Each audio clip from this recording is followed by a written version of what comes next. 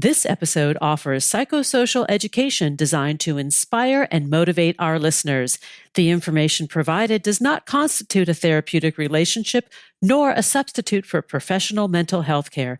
If you are experiencing a mental health crisis, call 911, go to your nearest emergency room, or for listeners in the United States, text 988 for the National Suicide and Crisis Lifeline.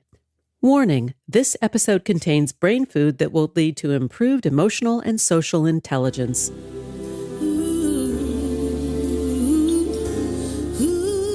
Thanks for tuning in to Harvesting Happiness today for a healthy serving of consciously prepared brain food. This is Lisa Cypers Kamen, your host. Since 2010, we've been broadcasting sound ideas for better well-being. Each week, we spotlight diverse thinkers and doers who are contemporary trendsetters and change agents, devoting their lives to creating a better world. I invite you to listen and change how you think about human happiness. Our award-winning content is fresh, optimistic, and purpose-driven media that promotes well-being from the inside out. Good morning, good afternoon, and good evening, wherever you are. Thanks for joining me on today's show, where we are talking about addiction treatment, a humanistic model of harm reduction and healing. My guest today is Dr. Stephanie S. Covington. Dr. Stephanie S. Covington holds a doctorate in psychology and is an internationally recognized clinician, author of several best-selling books, and consultant. Dr. Covington is a pioneer in addiction, trauma, and recovery, as well as developed a gender-responsive, trauma-informed approach that revolutionized services across various settings. Dr. Covington is dedicated to supporting individuals in recovery and emphasizes systems change and the creation of compassionate, empowering therapeutic environments. She is a sought-after speaker and is known for her engaging presentations and seminars. And best of all, we are celebrating the 30th anniversary of her book, A Woman's Way Through the 12 Steps. So, Dr. Covington, you and I discovered that we both have an interest and many years experience in the substance abuse disorder recovery world. And many years ago, there was thought to be only one way to recovery, one road, and that was it. And I think we're here today because you and I have a shared belief that that's not the case. That's definitely not the case. Yes, many years ago, there was one way. It was the 12 steps. It was language that was designed for men. If you look at some of the basic literature, it still only has male pronouns. And so that was the way. Today, we know that there are many paths to recovery, and people have an opportunity to select one that resonates with them, that works best for them. And I think you and I both agree that it's much better when people have choice versus being mandated, told, this is the way to do it. You can only, if you don't do it this way, you're going to fail. Yeah. You're a failure. And that's that one way. Language, one way. It's pejorative and it's actually insulting. But we've learned, and the field has adjusted, and there certainly are many paths to recovery. Let's talk about the nature of addiction and our humanity, because as people, we really dislike discomfort, right? We really are not happy with suffering. And yet it is so much a part of what each and every one of us will experience in our lifetime. And how regular is it for us to reach for some substance or some behavior to soothe ourselves? I think it's part of the human condition. Yeah. You know, most of us do not grow up getting any tools for living that help us manage distress. And so we reach out for something to change how we feel, to numb us, to help us escape. And unfortunately, some of the things we choose then become very problematic in our lives. So that becomes the challenge, because also if people are in a situation where, let's say, they're going to need to abstain, they're going to have other ways to cope. Yeah. There have to be new coping mechanisms, ways to manage life, or you're going to go back to doing what you do. And even harm reduction is about reducing the harm to yourself and to society. But then you're still going to have coping mechanisms for those times when you think only one more of anything is going to do it. Yeah. And As a society right now, because the world is in such a difficult place with a lot of upheaval, uncertainty, fear mongering, Yeah, I would argue that people are probably amping up their usage right now.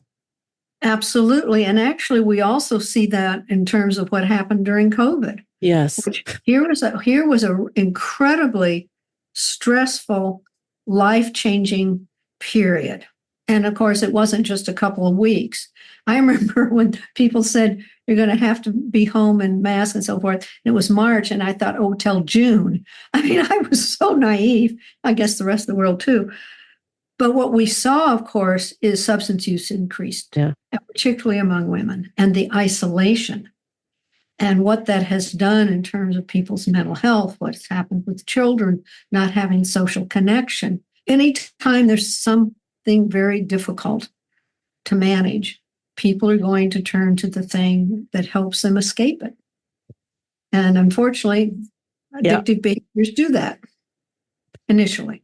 I think there's a silver lining, though, going back to the pandemic for 1 second, in that it forced attention for the first time in a global way on mental health as part of total health. Yes. And I think that's a win for us.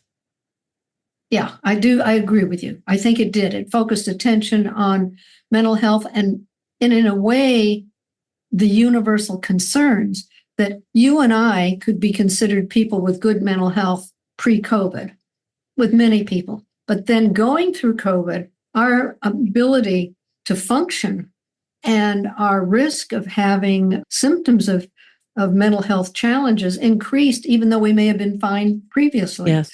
Most people think that people who have mental health issues, this is how it is all the time. And that's not true. There's ebb and flow. And what about the trauma? I mean, there's a certain amount of post-traumatic stress that many people still are feeling from the pandemic. They haven't completely rebounded from, and perhaps are feeling very vulnerable about the government, the elections, the ways of the world right now, and are vulnerable to either relapsing or using heavily during this period. Yes. Yes. Post-traumatic stress disorder is a real thing. You know, historically, if you go back a number of decades, everyone thought PTSD was only veterans who fought in combat. Right. Soldier's heart. That was our belief in Vietnam, right? And today we've learned that people in COVID can have post-traumatic stress disorder, that many people who've been in abusive relationships, and which also increased. Domestic violence increased during COVID. So there are many things that people have to navigate that can create this experience of post-traumatic stress disorder, which means that they can have nightmares at night. They can feel really anxious and irritated and angry, and a lot of things that are difficult to manage, really difficult to manage. And as people, we tend to reach for the thing that will provide the most expedient relief. Exactly. And alcohol and drugs, they do it. They do it. They do it. It's a rational but unsustainable solution, right? Like exactly. I understand why people do it, right? Yes. But it's not sustainable. And I think that's the concern when somebody's life becomes unmanageable. They're no longer able to regulate, and there's where the trouble starts. Right. And they're also very often unable to see the downside or the difficulties that are being caused. You know, talk about numbing, but there's also like a fog that happens, for want of a better word. And when you're using, you're not the best person to judge the impact on yourself. You may not see it. No. You may not be able to acknowledge it. And it's not that you can't acknowledge, you don't really see it. You don't know. You don't get it. Let's talk for a minute specifically about women, because like you said, that originally when the 12 steps came about, Bill W. writes about men. Yes. But we do have a history. There is some history about women and addictive disorders and the so-called solutions. Right. Well, and many women have been in 12-step programs and they've worked with them. About a third of the members in 12-step programs are women. And very often women have had to sort of translate, or women have found help in women's only groups where they felt safer to share some of the aspects of their experiences with addiction, that being a safer place. But it's also what motivated me to write A Woman's Way Through the 12 Steps back in 30 years ago, was I wanted women to have a book. It's based on the 12 steps, but I wanted them to have a book with women's stories, female pronouns, how women use the step, so they could see themselves, so they could sense that, oh, this now makes sense to me and I can engage with this. So that was my initial motivation, was if we're going to have the 12 steps, let's have something for women. And, World Services votes every so many years as to whether or not to change the language, the sexist language, and it gets turned down. And when it got turned down in the early 90s, that's when I decided, I thought, I'm not going to live long enough to see this language. I better do something about this. And so that was my motivation, was to create, and it's many women have told me how much it saved them and gave them something that they could use because they could relate to it. And I don't want to bash the 12 steps, because I think it's really important to say that one of the most important parts of any 12-step program, and I believe there's been significant research about this, is that the sense of community is the secret sauce. That it's not so much that what is said in the book, although it's very important and there's good stuff in there, but it's about the sense of community, that people belong. Absolutely. No, neither one of them. I mean, I'm very much a proponent of the 12 steps, but I don't want to use it like a hammer. Yes. And what we see, it is the sense of community, that one of the wonderful things about it, it's also free. And think about in our communities, what services do we have that have value that are free? Not much. So you have this place where you can go, and this is true for other groups that are also supporting recovery. It's that sense of connection, community, and support. And certainly with COVID, we've also learned the value of virtual support. Yes. So there are places where people meet, 12-step programs, the She Recovers community, they meet online and support each other. And that is critical. You don't heal in isolation. No. COVID taught it. Yeah, indeed. You don't heal in isolation. Think about my Uncle Norman. My Uncle Norman was in recovery for more than 50 years. And when he passed at 80 some odd years old, the people that came to his funeral and spoke about the impact that he had as their sponsors, that for 50 years he had maintained his sobriety. And he said the reason he was able to do so was because he was able to give back. He was able to serve. Mm-hmm. And this is so much a part of recovery.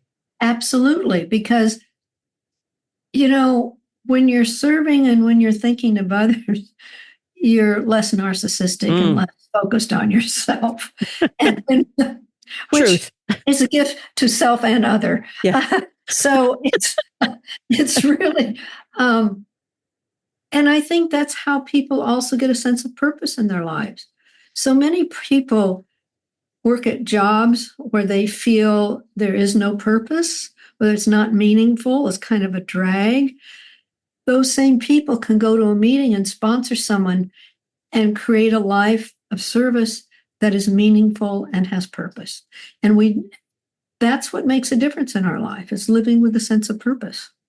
And it minimizes suffering. It doesn't delete it, doesn't take away the bad things that have happened or the pain that we feel over the losses we've experienced, but it is a Band-Aid for suffering. Yes, it does. I think it's more than a Band-Aid. It heals. It's medicine. Let's say. I think let's make it medicine. Yeah, it does. I take that back. Strike that. Yeah, I think it really helps people manage the difficult things in life when they're shared.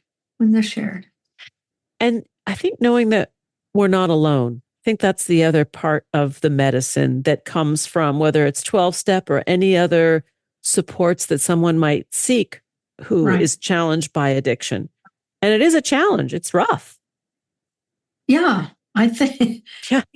yeah, it's not easy to give up the thing that you thought was your solution. And particularly, what we've learned over the years is not only how it impacts you physically, but how it changes the brain.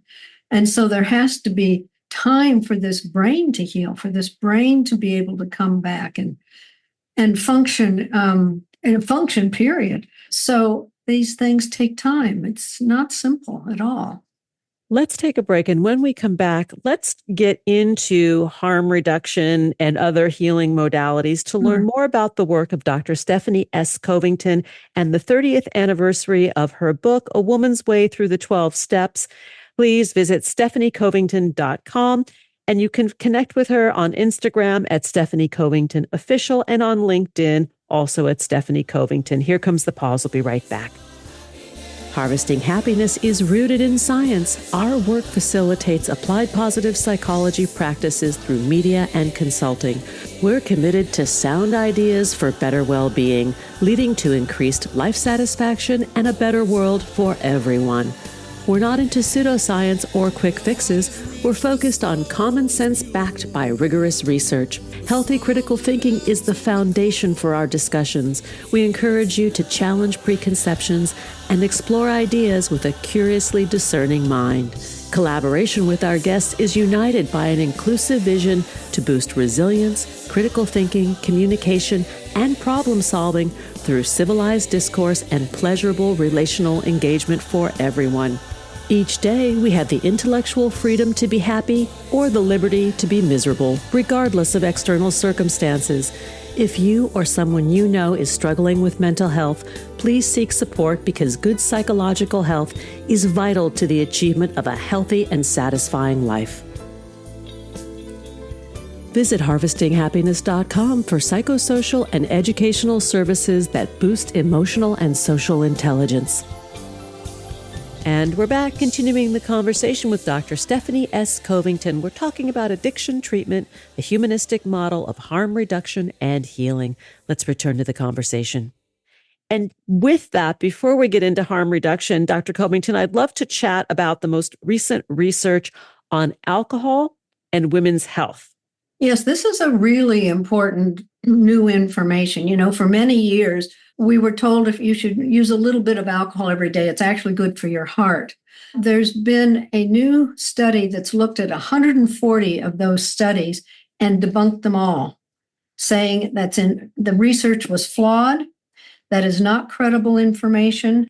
And what they've also learned is that for women, if you're only drinking one drink a day, which is one glass of wine, one shot of whiskey, one beer, one drink a day, if you're doing that, what we would consider a very moderate drinker, you increase your risk of liver cancer and breast cancer by 9%. Wow.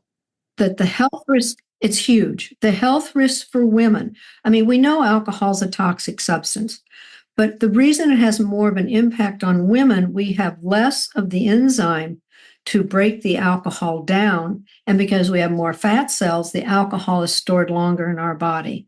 And therefore, the harm is greatest for us. So women need to know this so they can make choices about this and be thoughtful about their physical health. And we're not talking about addiction here. I'm talking about the risk of one drink per day. Okay. Very important. Very, very, very good advice. Either abstain if you feel like that suits your lifestyle, or be very judicious in the use of alcohol. It's a poison. Sorry. Yes. It is. And we so like our poison, whether it's alcohol or it's a good quality, right? Yeah, exactly. Oh, well, you know what? We can't have everything. That, that's the sign of a healthy human. We cannot have everything. Let's pivot now to the harm reduction and talk a little bit about some of the community models that are out there that may be puzzling people. It's hard for people to understand this, particularly since our society was based on an abstinence-based model. But the rest of the world has worked on harm reduction as a model for decades Yeah. and successfully. And harm reduction looks different in different ways. For example, there are places where there are hotels where people can go and live, where part of what they're given is a bottle of alcohol every week. That cuts down on their drinking, it cuts down on living on the streets, and it cuts down being in the emergency room. There are places where people who are injecting drugs can go and get a clean needle and inject in a safe place, not in a back alley. So there's safety, there's cleanliness, less risk of other health problems connected with injecting drugs. And there are a whole variety of different kinds of harm reduction strategies. And I want to emphasize this, that have been used around the world successfully for decades. A lot of it's new to us. That's only because of our original way we treated addiction, which was abstinence was the only way. And now we know, yes, abstinence certainly has value. And it's a very good process for many people. But harm reduction also has value, and we need to be supportive of that. I mean, I was in a town last year in Michigan, and it's a town that has a large number of tourists come, and they have a Narcan sign in each window in every store. Wow. Fantastic. Right? So anyone Fantastic. there, because they know that when people come to they have a huge film festival and a lot of visitors come to town and people are overdosing and dying. So therefore, up and down the streets where tourists would be, there's a Narcan in every one of those businesses and there's a sign in the window. Harm reduction. How amazing is that nobody has to die from an overdose, that we have the technology. Exactly. We do. We can prevent death from overdose. We have the capacity to do that. Yeah, and that's progress. And one would argue, well, why are more and more drugs coming into the country? I don't even know that that's the case if it's really anymore, just people are more distressed than ever. Right. Well, people became more distressed, I think, with fentanyl and the opioid epidemic. But I also want to say that over twice as many women die from alcohol use than from opioid use. Yeah. So we're focused. We really have we have two epidemics, really, if you want to use that language. But people got very distressed about this, but have ignored what happens with our legal drug. Yeah. I hear you. And I heard of another novel program where you can have basically a use buddy that you can call or text somebody on a hotline to be with you while using, to make sure, A, you're not taking fentanyl and you don't need intervention, but that you also don't overdose. Someone does not overdose. And I think using technology in that way, because we will never stop people from using drugs. It's never going to happen.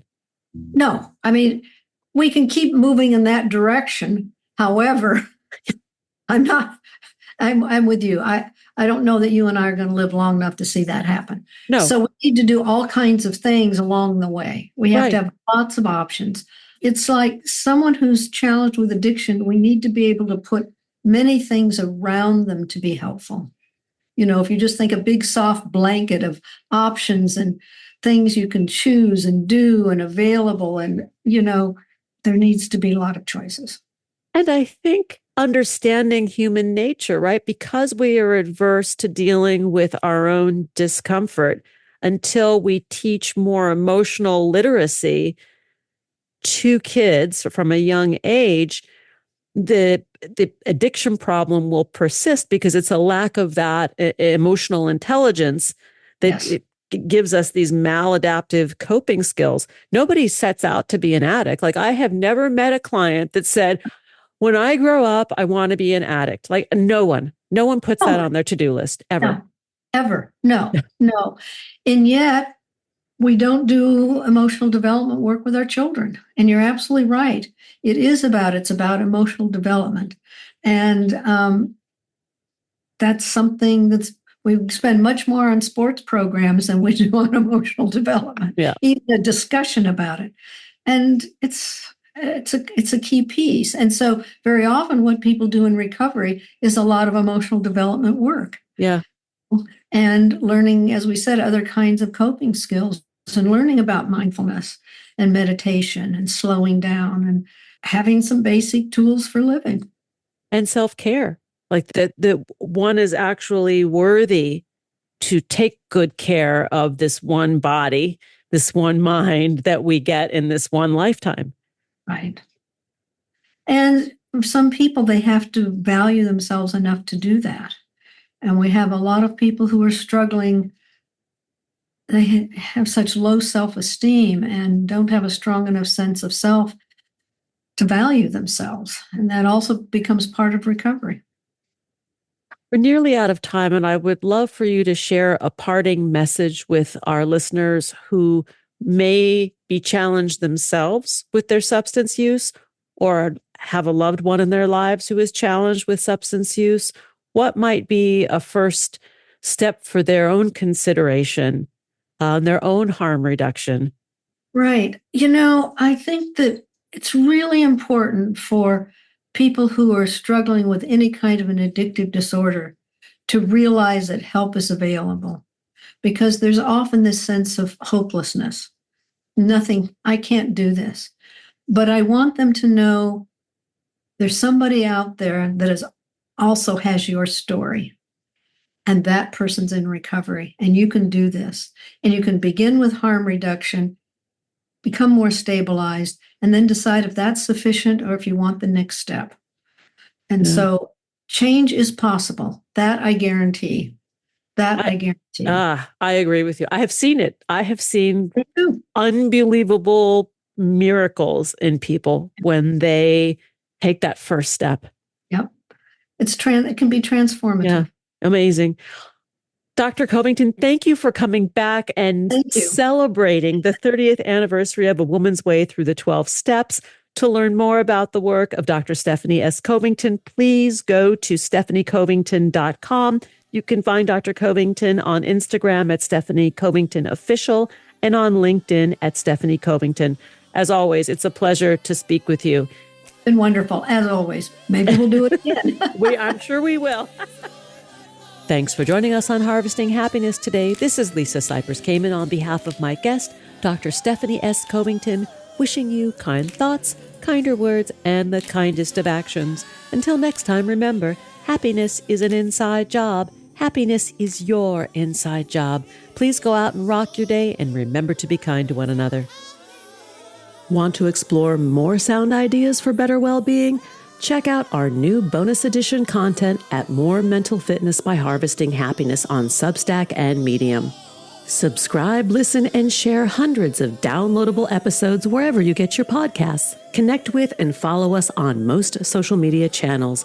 To learn more about lifestyle management and mental fitness consulting services, please visit harvestinghappiness.com. Harvesting Happiness and More Mental Fitness are produced by Lisa Cypers Kamen, Andrea Mengele, Robin Boyd, Andrea Daly, and the excellent team at Podfly Productions, including Eric Begay, Kimberly Beck, and Alec Guess, in collaboration with TogiNet Radio, KBUU, RadioMalibu.net, and is available on PRX, the Public Radio Exchange.